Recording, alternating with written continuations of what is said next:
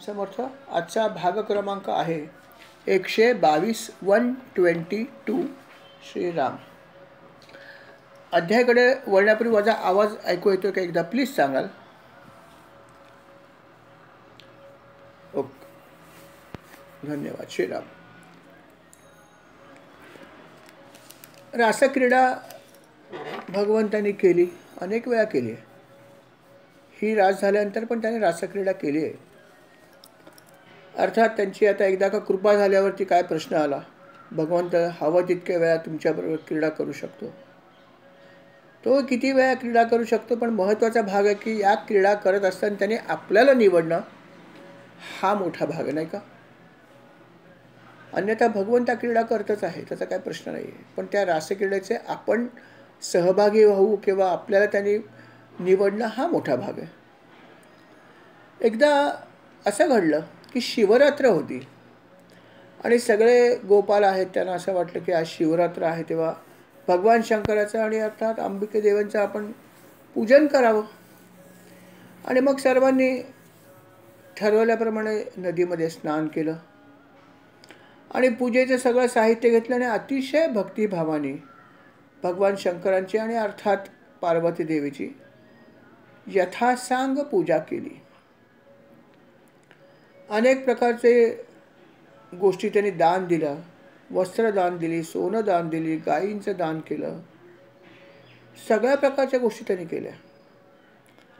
आणि अर्थात त्या रात्री जे आहे तो शिवरात्रीचा रात्र हा उपवास असतो आणि म्हणून हे सगळे जे गोप होते, नंद किंवा त्याच्याबरोबर इतर जे गोप होते, यांनी त्या रात्री अर्थात काही खाल्लं नाही, कारण उपवास करायचा होता. फक्त ते पाणी प्याले, जलपान मात्र त्यांनी केलं. आणि रात्र झाली तेव्हा त्याने विचार केला की आता नदीच्या किनाऱ्यावर आहोत, पवित्र जागा आहे, चला इथे जागा आपण झोपूया.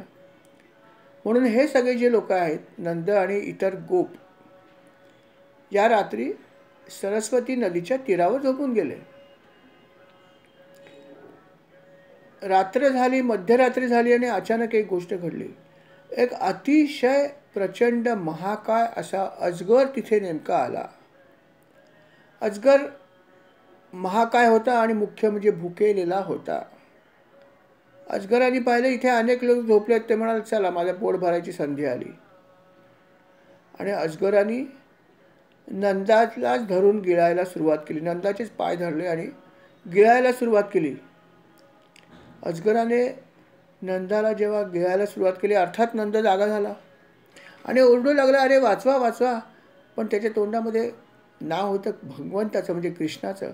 अरे कृष्णा कुठे आहेस, अरे कृष्णा धाव रे, अरे पुत्रा तू कुठे आहेस रे, हा अजगर मला गिळून टाकू लागला रे, तुझाच आधार आहे, आता मला या संकटातून तूच वाचू शकतोस. अशा प्रकारे त्याने कृष्णाचा धावा सुरू केला. नंद अशा प्रकारे जेव्हा धावा करू लागला तेव्हा जे बाकीले गोप होते आसपास, हे सगळे गोप जे आहेत ते तिथे उठून उभे राहिले, जे नंदाबरोबर झोपले होते. आणि या सगळ्या गोपांनी पाहिलं की एका भयानक अजगराने नंदाला गिळायला सुरुवात केली. पायाला पकडले आणि पाय अजगराच्या पोटात आहे, तो हळूहळू गिळतोय आणि नंद जो आहे तो ओरडतोय की हे कृष्णा कुठे आहेस, मला वाचव. अर्थात जे तिथले गोप होते त्यांनी लगेच एक काम केलं. त्यांनी काही लाकडं घेतली किंवा कोलीत ज्याला म्हणतो, की जी पेटलेली लाकडं असतात त्याला आपण कोलीत म्हणतो, अशी काही कोलीत त्यांनी मिळवली आणि ती कोलीत घेऊन त्याने अजगराला मारायला सुरुवात केली. उपाय किती चांगला केला बघा. एवढं अशा प्रकारचं प्राण संकट आलं होतं तरी पण त्यांनी किती अचूक निर्णय घेतला होता की साधी लाकडं घेतली नाहीत तर कोलीत घेतलं, म्हणजे पेटलेली लाकडं. कारण अर्थात उघड आहे, अग्नीचं भय आहे सगळ्याच प्राण्यांना. रात्री जर वनात गेलो तर आपण शेकोटी पेटवतो, कारण अग्नीचं भय सर्वच प्राण्यांना आहे. सगळे हिंस्र प्राणी जे आहेत, वाघ सिंहापासून, हे घाबरतात अग्नीला. आणि त्यातसुद्धा हे जे प्राणी आहेत सरपटणारे, जे अर्थात थंड रक्ताचे आहेत, त्यांना तर अग्नी अजिबात चालत नाही. त्यांचं शरीर तुम्हाला माहिती आहे किती थंड असतं. आपण हात लावून बघितलं असेल तर माहीत आहे, नसेल तर बघा लावून कधीतरी संधी मिळाली तर एखाद्या सापाला. अर्थात आता सापाला हात लावणं कठीण आहे, नाही का. परंतु पूर्वी एकेकाळी गारुडी वगैरे यायचे आणि त्यांच्याकडे असलेले साप जे आहेत ते अर्थात दात काढलेले असायचे, त्यामुळे तेव्हा शक्य होतं. आता हे माहीत नाही शक्य कितपत होईल, परंतु त्यांचं खरोखर जर शरीराला आपण स्पर्श केला तर अतिशय गार जणू बर्फालाच हात लावला आहे, कारण थंड रक्ताचे प्राणी आहेत. आणि अशा ह्या प्राण्यांना जर तुम्ही अग्नी जर जवळ नेलात तर त्यांना त्याचा चटका बसतो लगेच. आणि म्हणून गोपांनी योग्य निर्णय घेतला होता. गोपांनी हातामध्ये कोलीत घेतली आणि त्या कोलितांनी ते अजगराला मारत होते. आणि असं होऊन सुद्धा, खरं पाहिलं तर कोलिताचा स्पर्श झाल्या अजगराने सोडायला पाहिजे, परंतु असं होऊन सुद्धा कोलितांचा मारा करून सुद्धा अजगराने अजिबात सोडलं नाही नंदाला, तो गिळतच राहिला. तेव्हा मात्र आश्चर्यचकित व्हायची पाळली की कुठला अजगर आहे, काय हा, इतक्या मोठ्या कोलिताने आम्ही याला मारून सुद्धा याच्यावर काहीच कसा परिणाम होत नाही. आणि अशा प्रकारे सगळे गोप जे आहेत ते वाचवण्याचा प्रयत्न करतोय आणि हा अजगर अगदी शांतपणे त्याला गिळण्याचं काम चालूच आहे. आणि अर्थात नंद जे आहेत ते कृष्णाचा धावा करतात की वाचव कृष्णा, कुठे आहेस माझ्या पुत्रा, कुठे आहेस. आणि त्याच क्षणी भक्तवत्सल भगवंत म्हणजे भगवान श्रीकृष्ण तिथे येऊन पोचले.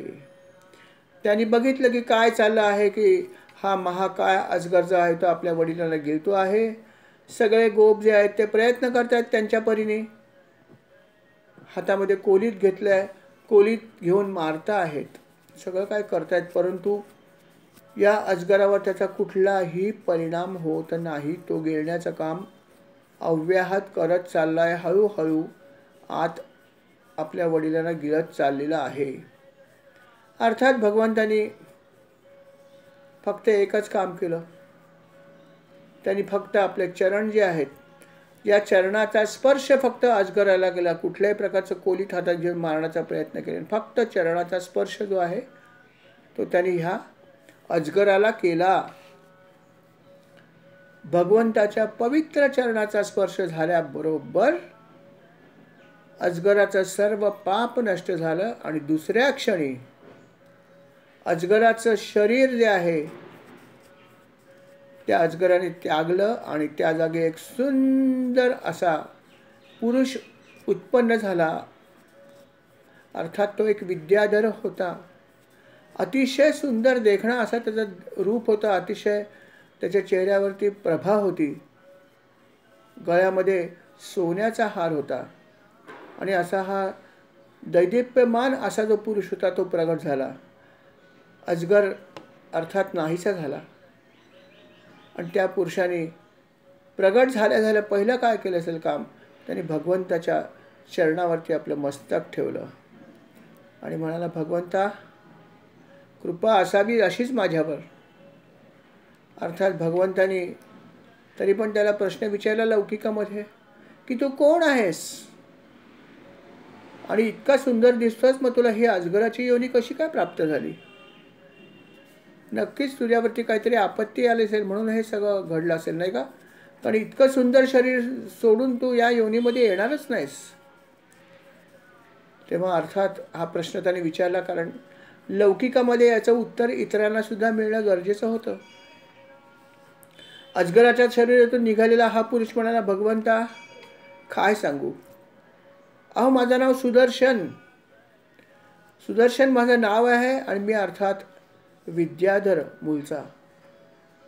दिसायला तर सुंदर आहेच, परंतु माझ्याजवळ संपत्तीसुद्धा भरपूर. माझ्याकडे एक सुंदर विमान पण आहे आणि या विमानामध्ये बसून मी चारी दिशांना फिरत असे, आनंद घेत होतो सगळा.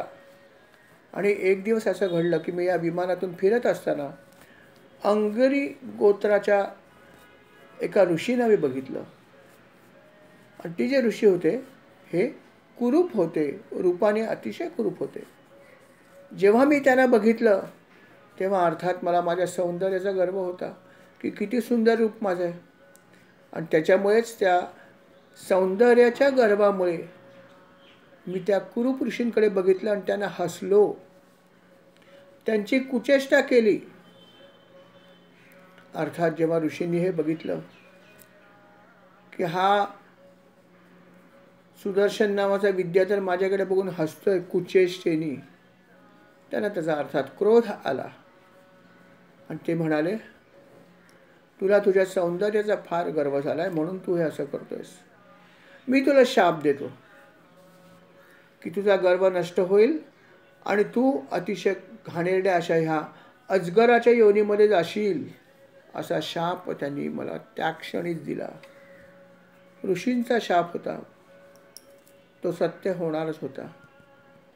अर्थात माझा काहीतरी पाप होतं आणि त्या पापाचं क्षालन करण्यासाठीच मला हा शापसुद्धा मिळाला होता. कारण जेव्हा मी त्यांची क्षमा मागितली तेव्हा ऋषी खरंच कृपाळू होते. त्यांच्याकडे मी क्षमा याचना केल्यावरती ऋषी जे आहेत ते म्हणाले, हरकत नाही, मी तुला उशाप पण देतो की प्रत्यक्ष भगवंत जे आहेत ते तुझा उद्धार करतील. भगवंताच्या चरणाचा जेव्हा तुला स्पर्श होईल त्या चरण स्पर्शामुळे तुझी पापं नष्ट होतील. जे पाप तू आज केलंयस माझी कुचेष्टा करून किंवा ज्या काही आधीचे पाप असतील सगळी पापं जी आहेत ती भस्मसात होतील आणि तुझा उद्धार होईल. असा उशाप पण त्यांनी दिला आणि आज ती गोष्ट घडली. या चराचराचे स्वामी असलेले भगवंता, आज आपण इथे आलात आणि माझ्या या अमंगल शरीराला आपण चरणांचा आपला स्पर्श केलात आणि माझं सगळं पाप नाहीसं झालं. आणि अर्थात पाप नाश झाल्यामुळेच मला माझं मूळ शरीरसुद्धा प्राप्त झालं. खरोखर ज्या चरणांचा सेवा करण्यासाठी अनेक लोक अनेक जन्म घेतात, जन्मोजन्मी तुझ्या चरणाची सेवा करायला मिळावी म्हणून अनेक लोक कितीतरी तपश्चर्या करतात. सगळे लोक आपल्या चरणाला शरण जातात. इतके आपले चरण जे आहेत ते पवित्र आहेत आणि अशा ह्या आपल्या पवित्र चरणांच्या स्पर्शामुळे अर्थात माझं सगळं पाप जळून गेलं आणि मी शापमुक्त पण झालो आहे. खरंच या ऋषींचे मला आभार मानायचे आहेत. त्यांनी जो मला शाप दिला त्या शापामुळे हे घडलं आणि अर्थात मी त्यांची क्षमा याचना केल्यावरती मला त्यांनी क्षमा करताना हा उशाप दिला ज्यामुळे माझा खऱ्या अर्थाने आज उद्धार झाला आहे. आज खऱ्या अर्थाने मी जन्म घेतला आहे. कारण यापूर्वी जरी माझा जन्म होता विद्याधराच्या योनीमध्ये तरीसुद्धा माझ्यामध्ये अहंकार होता. पण आज आपल्या या चरणस्पर्शामुळे माझा अहंकार केवळ नष्ट झाला नाही, माझी पापं पण सगळी नष्ट झाली आहेत.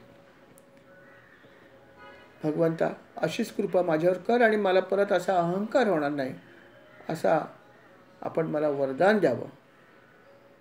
मी आपल्या चरणी अर्थात शरण आलेलो आहे. ते म्हणाले की भगवंता आपलं दर्शन घेतलं आणि खरोखर मी कृतकृत्य झालेलो आहे आणि आपल्या नामाचा जो मनुष्य उच्चारण करतो तो नक्कीच पवित्र होतो. आणि मला तर आपला प्रत्यक्ष स्पर्श झाला. काय बघायचं आहे. भगवंतही त्याला म्हणाले नक्कीच माझं नामच तो घेतो त्याचा पाप नक्कीच कमी होतो, यात शंका नाही आहे. आणि स्पर्श जर माझा झाला तर तो पूर्णच पवित्र होतो, यात शंकाच नाही आहे. नाम घेण्याला किती महत्त्व आहे बघा. चरण स्पर्श करणं तर मोठी गोष्ट आहे, परंतु नाम उच्चारण जरी केलं तरीसुद्धा पाप जे आहे ते नष्ट होऊ शकते. ही शक्ती नामामध्ये आहे. अर्थात अशा प्रकारे ह्या सुदर्शन नामाच्या विद्याधराने भगवंताला चरण स्पर्श केला, त्याचा आशीर्वाद घेतला. भगवंताला त्यांनी प्रदक्षिणा घातली आणि नंतर म्हणाला की भगवंता आता मी माझ्या लोकी जाऊ इच्छितो, आपली अनुज्ञा असावी. अर्थात भगवंताने त्याला अनुज्ञा दिली की जा तू आता तुझ्या लोकी, हरकत नाही. आणि मग भगवंताला नमस्कार करून हा विद्याधर सुदर्शन नावाचा आपल्या स्वलोकी परत गेला. अशा प्रकारे नंदावर आलेलं हे जीवघण संकट टळलं. सर्व ब्रजवासियांनी हे भगवंताची जी ही लीला ही बघितली. भगवंताचा म्हणजे श्रीकृष्णाचा अद्भुत प्रभाव पाहिला आणि अर्थात ते विस्मयचकित झाले.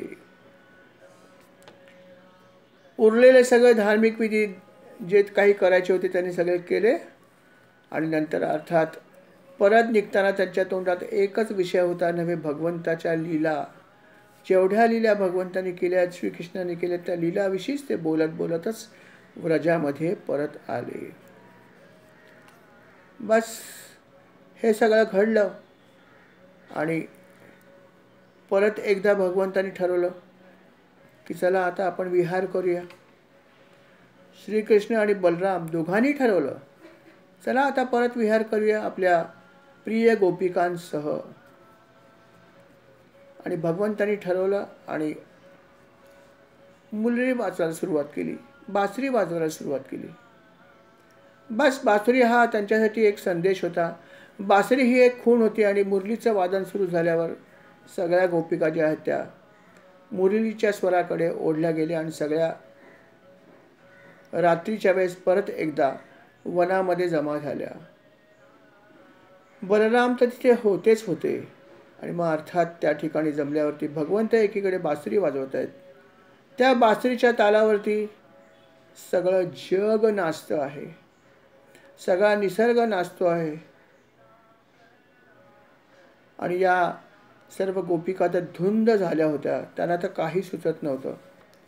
वेगवेगळ्या सुंदर अशा त्यांना गीतं सुचत होती आणि वेगवेगळी गीतं त्या उत्स्फूर्तपणे म्हणत होत्या. अतिशय सुंदर आवाजामध्ये त्यांचं गायन चालू होतं. भगवंत त्या गाण्यावरती अर्थात न थांबता बासरी वाजवत होते. आणि कितीतरी वेळा अशा प्रकारे हे सगळे धुंद होऊन या अशा प्रकारची क्रीडा करता आहेत.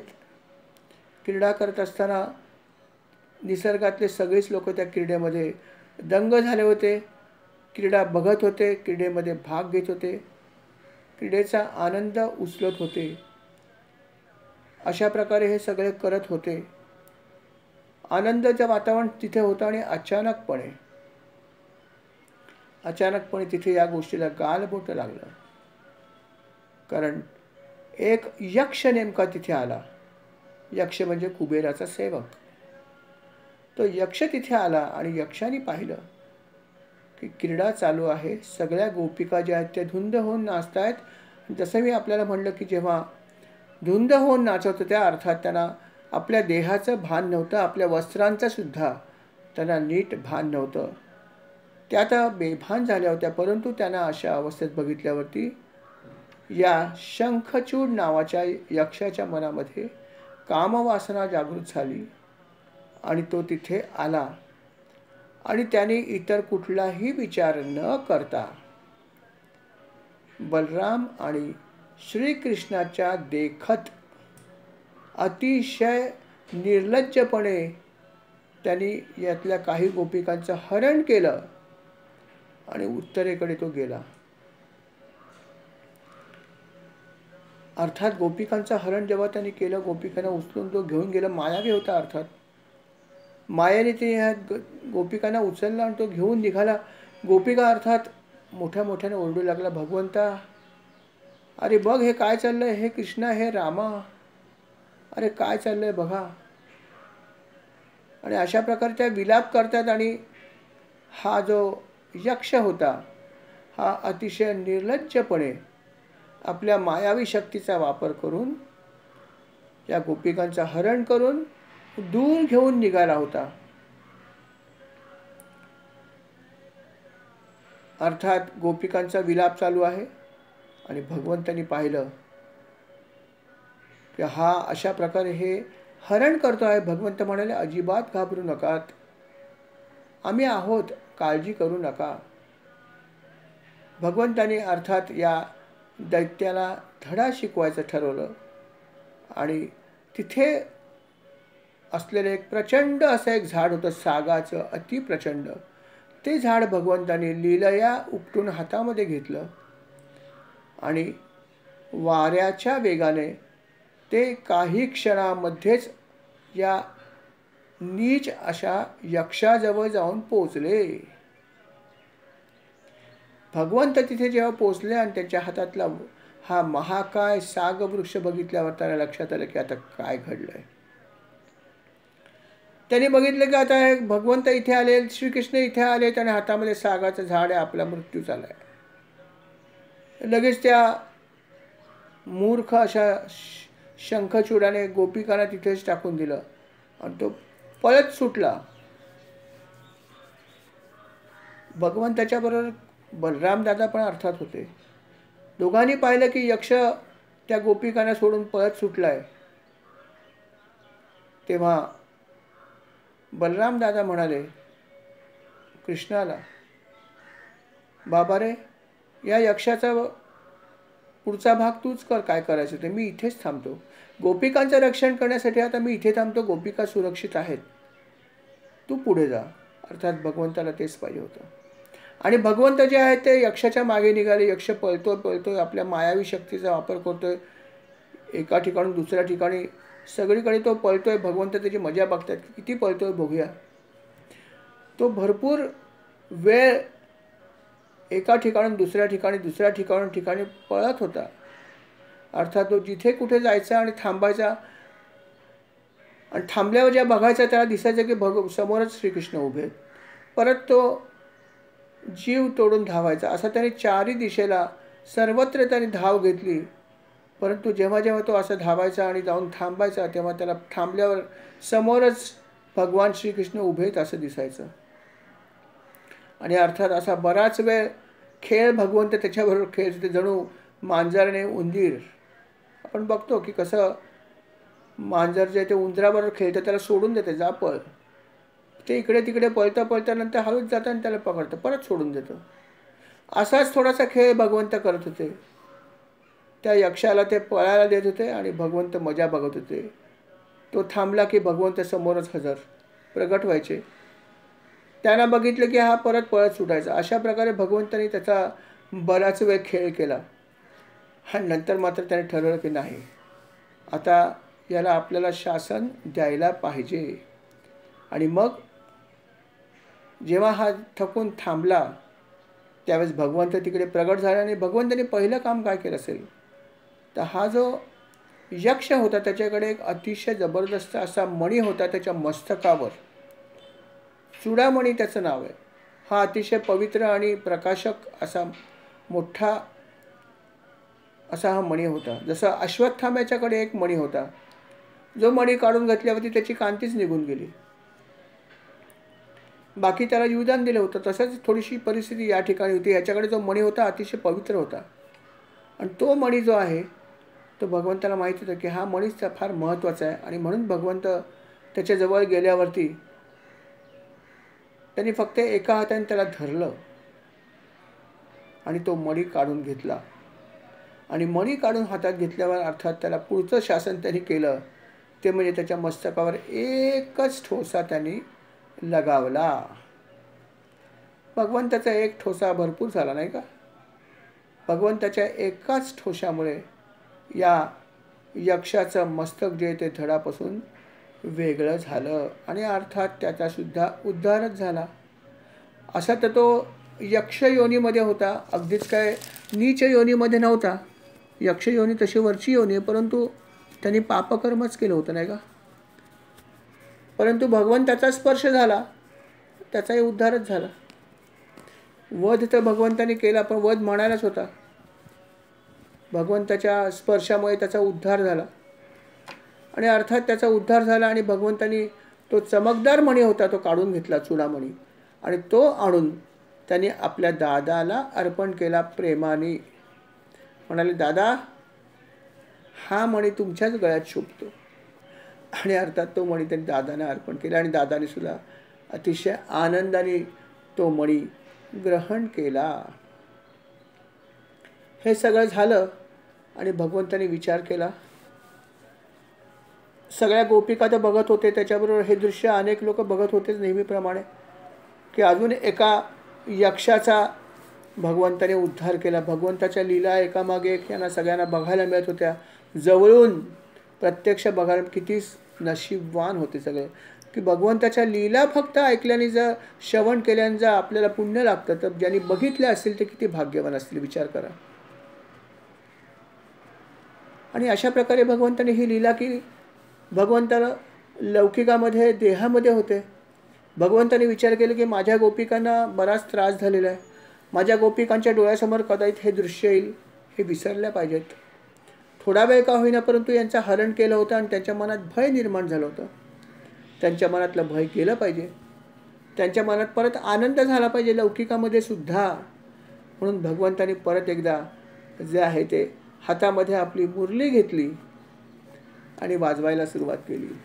आणि मुरली वाजवायला सुरुवात केली ती परत एकदा जादू घडली. या सर्व गोपिकांचं चित्त जे आहे ते मुरलीच्या आवाजाने भगवंताकडे खेचलं गेलं आणि सगळे दुःख, सगळ्या चिंता, सगळ्या काही गोष्टी त्या विसरून गेल्या आणि देहभान विसरून भगवंताबरोबर परत एकदा क्रीडा करायला लागल्या. पण यावेळेस क्रीडा करताना त्या भगवंताच्या लीलांचं गायनसुद्धा करत होत्या. आणि भगवंत ते अर्थात मुरली वाजवत होते आणि सगळ्या गोपिका त्याच्याभोवती फेर धरून नाचत होत्या. आणि यावेळेस जेव्हा हे वेणुवादन चालू होतं आणि फेर जेव्हा त्यांनी धरला होता त्या फेरामध्ये तिथले सगळे पशु पण आले होते. कितीतरी पशु हे मंत्रमुग्ध झाले होते. तर काही पशु जे आहेत ते गोपिकांबरोबर फेरामध्ये सुद्धा सामील झाले होते. असंही होऊ शकतं. भगवंतासाठी अशक्य काय. आणि अशा प्रकारे संपूर्ण वनातले सगळे पशु पक्षी, सगळे जीव जे आहेत ते त्या वेणुनादामुळे मुग्ध होत गेले होते. सगळी सृष्टी जी आहे ती स्थितप्रज्ञ बनली होती. सर्व नद्या आहेत त्यांचं वाहन थांबलं होतं, त्याही स्थितप्रज्ञ झाल्या होत्या. त्याही बघत होत्या की भगवंत काय लीला करता आहेत.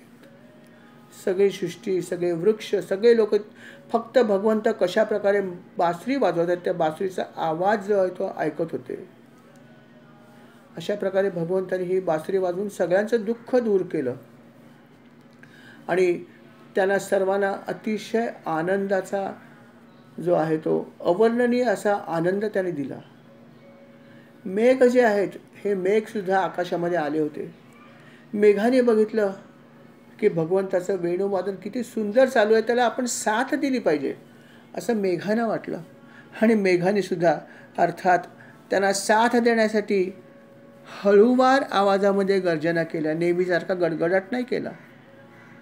त्यांचा गर्जना झाल्या पण त्या हळूहळू वेणुवादनाला साथ देईल अशा प्रकारचा आवाज त्यांनी केला. थोड्याशा जलधारासुद्धा त्यांनी वरतून ज्या आहेत त्या सोडल्या. कारण त्यांना असं वाटलं की हे केलं तरच आम्ही सामील झालो असं होईल. आणि अशा प्रकारे निसर्गातल्या अनेक गोष्टी ज्या आहेत त्या भगवंताच्या या मुरलीवर मोहित होऊन त्याच्या सगळ्या या गोष्टीमध्ये सामील झाले होते. अशा प्रकारे भगवंत बराच वेळ बासरी वाजवत होते. ते जेव्हा बासरी वाजवत होते ते कुठला राग वाजवत आहेत, काय वाजवतात कोणालाही समजलं नाही. परंतु सर्व चराचर स्तब्ध झालं होतं. सर्व त्रैलोक्यातली लोकसुद्धा आकाशामध्ये जमा झाली होती आणि भगवंताचं हे वेणुवादन ऐकत होते. अनेक गंधर्व त्याच्याबरोबर आपल्या सुरेल आवाजामध्ये साथ देत होते. अनेक ऋषीमुनी जे आहेत ते पुष्पवृष्टी करत होते. आणि अशा प्रकारे सगळ्या चराचराने त्यांच्या ह्या मुरली वादनामध्ये वेगवेगळ्या प्रकारे साथ दिली आणि असं बराच वेळ चालू होतं. भगवंतांनी या सर्वांना अशा प्रकारचा सुंदर अनुभव दिला आणि त्यामुळे सगळ्या गोपिका ज्या आहेत त्या जे काही आधी घडलं होतं हे सगळं विसरून गेल्या आणि आनंदाचा उपभोग घेत होते बराच वेळ. यथावकाश जेव्हा परत एकदा सकाळची वेळ आली, ब्रह्ममुहूर्त परत एकदा जेव्हा जवळ आला, तेव्हा भगवंताला वाटलं की आता आपण थोडासा स्वल्पविराम घ्यायला पाहिजे. आणि भगवंतानी परत एकदा आपल्या या सगळ्या गोपिकांना ह्या भक्तीच्या मूर्छेमधून जागृत करायचं ठरवलं आणि त्यांनी मुरलीवादन थांबवलं. मुरलीवादन थांबवल्यावर सुद्धा त्या मुरलीचा एवढा प्रभाव होता की कितीतरी वेळ त्या मुग्ध होऊन उभ्या होत्या. यथावकाश ही भक्तीची धुंदता त्यांच्या डोळ्यावरती हळूहळू हळूहळू उतरली. आणि मग भगवंत त्यांना म्हणाले, गोपिकांनो आता सकाळ झालेली आहे. ब्रह्ममुहूर्त जो आहे तो जवळ आलेला आहे, तेव्हा आपण आपल्या घरी जरूर जावं. अर्थात त्यांची इच्छा नव्हती, त्या जायला तयार नव्हत्या. तेव्हा भगवंतांनी परत एकदा आपल्या मायेचाच वापर केला, आपल्या योगशक्तीचा वापर केला, आपल्या आज्ञेचा वापर केला, सगळ्या गोष्टीचा वापर केला आणि म्हणाला, नाही, आता तुम्हाला घरी जायचंच आहे. अर्थात भगवंतांनी अशा प्रकारे आज्ञा दिली, आपल्या या योगमायेचा वापर केला आणि त्यामुळे अर्थात त्या मोठ्या कष्टाने जायला तयार झाल्या आणि यथावकाश त्या गेल्या. आणि अशा प्रकारे भगवंतांनी आपल्या ह्या गोपिकांना अनेक लीला केल्या आणि अनेक वेळा ही रासक्रीडेचा अनुभव दिला. अर्थात अशी लीला भगवंतांनी अनेक केलेल्या आहेत आणि भगवंत अनेक वेळा त्यांनी रासक्रीडा केल्या आहेत. फक्त सुरुवातीला रासक्रीडा करण्यापूर्वी त्यांनी त्याची खूप कठीण अशी परीक्षा दिली. पण एकदा का तुमचं अंतर भगवंतामधलं संपलं, एकदा का भगवंताला खात्री पटली की या माझ्याच आहेत, असं त्यांनी एकदा ठरवलं की विषय संपला, तुम्हाला काही बघायची गरज नाही. हा क्षण येणं जरुरी आहे. जेव्हा आपल्यामध्ये ही भावना होईल की मी आणि भगवंत एकच आहोत, बस त्याच्यानंतर तुम्हाला कशाचं भय नाही, तुम्हाला कोणाची पर्वा राहणार नाही आणि भगवंताला तुमची सतत काळजी असेल. उत्कृष्ट उदाहरण आहे अर्थात मीराबाईचं, नाही का? कारण इतिहासातलं उदाहरण आहे, पौराणिक कथेमधलं आहे त्याचा हजारो, परंतु ऐतिहासिक उदाहरण, नाही का? किती भक्ती होती तिची सांगा मला. प्रत्येक ठिकाणी तिला भगवंत दिसायचा. मेरे तो बस गिरधर गोपाल, दुसरा ना कोई. बस तिचं हे पालुपात शेवटपर्यंत होतं. लग्न केलं जरी राजाशी तरी पण ती हेच म्हणाली की माझं लग्न झालेलंच आहे, पण ठीक आहे, मला आज्ञा आहे वडिलांची, मी करते. सगळ्या ठिकाणी तिला फक्त भगवंत दिसायचा. कितीतरी गोष्टी तिच्या विरोधात होत्या तरी पण तिला काहीही फरक पडला नाही, कारण भगवंताचं चिंतन तिने सतत केलं. विषप्राशन तिला करायला दिलं, अर्थात ते पण तिने केलं. भगवंताची इच्छा, भगवंताला माझी काळजी म्हणलं आणि ते विषप्राशन तिने केलं आणि भगवंताचा गळा जो आहे तो काळा निळा झाला. कारण ती म्हणाले मी आणि भगवंत एकच आहे, वेगळी नाहीच आहे. जेव्हा अशी भावना आपल्यामध्ये येते तेव्हा भगवंत आपल्याबरोबर असतोच असतो. तिला मारण्यासाठी सापसुद्धा पाठवला होता आणि अर्थात तिने सुद्धा तो आनंदाने स्वीकारला की माझ्यासाठी पाठवले म्हणजे प्रेमाने पाठवलं. आणि तो उघडल्यावर ते अर्थात आतमध्ये हार निघाले. उत्कट भक्तीचं हे उदाहरण आहे की जर आपण सर्वत्र भगवंताला बघितलं आणि भगवंताविषयी जर तुमच्या मनात अत्युच्च भक्ती असेल तर भगवंत आपल्याबरोबरच आहे. अर्थात हे तर मीराबाईचं उदाहरण, अनेक संतांची तर उदाहरणं आहेतच. तुम्ही कुठल्याही देवाची भक्ती करा, अर्थात देव जो आहे तुमच्याबरोबरच आहे. अनेक संतांच्या अनेक कथा आहेत, आपल्याला माहीतच आहेत त्या सगळ्या, की प्रत्येक संताला ईश्वर त्यांच्या जवळ हे वाटायचं आणि त्यांनी अर्थात त्याप्रमाणे मदत पण केली आहे. मग कोणी असो, तो ही जनाबाई असो, बस जातं धरायसाठी भगवंत यायचा, कोणाची गुरं राखायची, काय नाही केलं भगवंतानी. एकनाथांच्या घरी पाणी भरलं शिखंडी बनून, काय केलं नाही भगवंतानी. जेव्हा भगवंतावर तुम्ही अनन्यतेने प्रेम करता, तुमच्या मनात अशी भावना असते की मी आणि भगवंत एकच आहोत, भगवंत माझ्याबरोबर, त्या भगवंताला तुमच्याबरोबर राहावंच लागतं, यात शंकाच नाही आहे. फक्त आपली भक्ती आणि भावना निखळ असली पाहिजे आणि ही निखळता जी आहे ती अर्थात करून करून आपोआप येते. जेव्हा आपण अशा प्रकारच्या ग्रंथांचं श्रवण करतो, अशा प्रकारच्या ग्रंथांचं वाचन करतो, अशा प्रकारच्या कथांचं आपण जेव्हा कीर्तन करतो, इतरांना सांगतो, त्याच्यामुळे त्याचं चिंतन होतं. खरंच तुम्ही सांगण्याचा पण जरूर प्रयत्न करा. तुम्हाला जशी जमेल तशी सांगा. कुठलीही कथा जी तुम्हाला माहीत आहे, जी तुम्हाला आवडते, अशी कुठलीही कथा तुम्ही तुमच्या शब्दात कोणाला तरी सांगा आणि बघा तुम्हाला काय आनंद मिळतो तो. कारण तो आनंद तुम्ही स्वतः ऐकताना घेतलेला आहे. वाचा एकदा परत आणि सांगण्याचा प्रयत्न करा.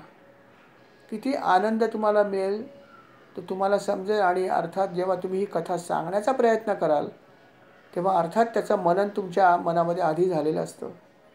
त्याच्याशिवाय तुम्ही सांगू शकणार नाही. जसं आपण इतर अनेक गोष्टी लोकांना सांगतोच ना, कितीतरी गोष्टी आपण एकमेकांना सांगत असतो. अरे मी काल इकडे गेलो होतो, असं असं घडलं, तसं तसं घडलं, हे घडलं, ते झालं, अमकं झालं, मी असं केलं, ते तसं घडलं. सांगतोच ना आपण, वर्णन करून करून सांगतो. म्हणजे ही कला माझ्यामध्ये आहे नाही का? जर मी इतर गोष्टीचं वर्णन करून करून सांगू शकतो इतक्या बारकाईने अनेक वेळा, तर का मी भगवंताची एखादी लीला सांगू शकत नाही? जरूर सांगू शकेन. हां, कदाचित माझ्याकडे स्टेज करेज नसेल, कदाचित मी 10, 20, 50 लोकांसमोर नाही सांगू शकणार. अरे पण मी एखाद्या व्यक्तीला खाजगीत तर सांगू शकते ना, की अरे काल मी भागवतामध्ये खूप एक सुंदर कथा ऐकली आहे, की मी हा ग्रंथ वाचताना मला एक कथा फार आवडली, तू ऐकशील का? आणि तुमच्या शब्दात सांगा. पण जेव्हा ही कथा कुठलीही तुम्ही सांगाल, तेव्हा त्यांचं मनन जे आहे ते तुमच्या मनामध्ये होणार आहे. आणि मनन करणं म्हणजेच भक्ती वाढणं आहे. आणि म्हणून आपण प्रत्येक गोष्टीचं श्रवण करा. श्रवण ते एक नंबर आहेच आहे. परंतु श्रवणाच्या जोडीला अर्थात जर आपण कीर्तन भक्ती केली तर त्याचंही प्रचंड पुण्य आहे. आपली स्वतःची त्यातून प्रगती होणार आहे, कारण आपण इतरांना सांगण्याचा प्रयत्न करतो. तोही तितकाच महत्त्वाचा आहे. या दोन गोष्टी खूप महत्त्वाच्या आहेत. आणि भगवंतांनी नवे व्यासमुनींनी सुद्धा अनेक वेळा सांगितलं, की भगवंताच्या केवळ लीला जरी तुम्ही श्रवण केलेत आणि सांगितलेत तरी तुमचं पाप भरपूर नष्ट होतं. विचार करा किती सोपा मार्ग आहे. कारण आपण म्हणतो की अभ्यास करायचा असेल तर हे रुष्ट विषय असेल तर आपल्याला नको असतो. नाही बाबा, हे फिजिक्सचा अभ्यास कोण, काही इतिहासाचा अभ्यास आवडू शकतो, कारण कथा असतात. तसं भगवंताची भक्ती करण्याचे अनेक मार्ग आहेत, परंतु सोपा मार्ग अर्थात भक्ती मार्गच नाही का? आणि त्यात सुद्धा सोपा म्हणजे कथा ऐकणं सगळ्यात सोपं आहे. मग जर मला कथा ऐकायला सोपा भाग आहे वाटतं, तर मग सांगायला पण तितकीशी कठीण नसावी. आपण शाळेत अशा कथा परीक्षेत जेव्हा येतात तेव्हा सांगतो, लिहितो कधी कधी नाही का, की आमकी कथा सांगा तुम्ही थोडक्यामध्ये, एका 30 ओळीत लिहा, अमक्या शब्दातले, असे प्रश्न असतात. आणि आपल्याला सवय असते, आपण एसे लिहितो बऱ्याच वेळा शाळेत. म्हणजे ही कला आपल्याकडे आहे, फक्त आपण त्याचा वापर करत नाही. आपण स्वतःला काही ठिकाणी अंडर एस्टिमेट करतो, पण असं करायची गरज नाही आहे. तुम्ही तुमच्या शब्दात मांडा. कुठल्याही व्यक्तीला नाही मिळाली कोण व्यक्ती, तर महाराजांना सांगा, आपल्या गुरूंना सांगा, आपल्या देवतेला सांगा. कोणाची गरज आहे तुम्हाला? आहेतच ना आपले वक्ते, श्रोते आहेतच. जरूर सांगा. बघा तुम्हाला काय अनुभव येतो तो. तुम्हाला असा अनुभव येईल की ते खरोखर ऐकतात आपली कथा. हा तुम्हाला अनुभव येईल जर तुम्ही अशा प्रकारे सांगितलीत तर. म्हणून ही गोष्ट पण आपण जरूर करावी. यातून सुद्धा तुमची नक्की भक्ती वाढणार आहे. कारण भगवंताच्या कथा ऐकण्या एवढा सोपा भागच नाही आहे भक्ती करण्याचा. सगळ्यात सोपा भाग हाच आहे, सिम्पलेस्ट वे. आणि म्हणूनच अशा कथा आपण ऐकाव्यात आणि सांगाव्यात. आपण महाराजांच्या चरणी प्रार्थना करूया की महाराज, अशा प्रकारची भक्ती आमचीही वाढो, आमच्या हातून अशा प्रकारची सेवा घडो. तुझ्या लीला भगवंता खूप सुंदर आहेत, त्या आम्ही अशाच श्रवण करत राहू. आणि त्या श्रवण करताना अशाच प्रकारे एखाद दिवशी कोणाला तरी सांगण्याचा पण आम्ही प्रयत्न जरूर करू. बस ही शक्ती तू आम्हाला दे, ही बुद्धी आम्हाला दे, ही प्रार्थना आपण श्रीचरणी करूया. आणि या ठिकाणी स्वल्पविराम घेऊया. श्रीराम समर्थ. श्रीराम.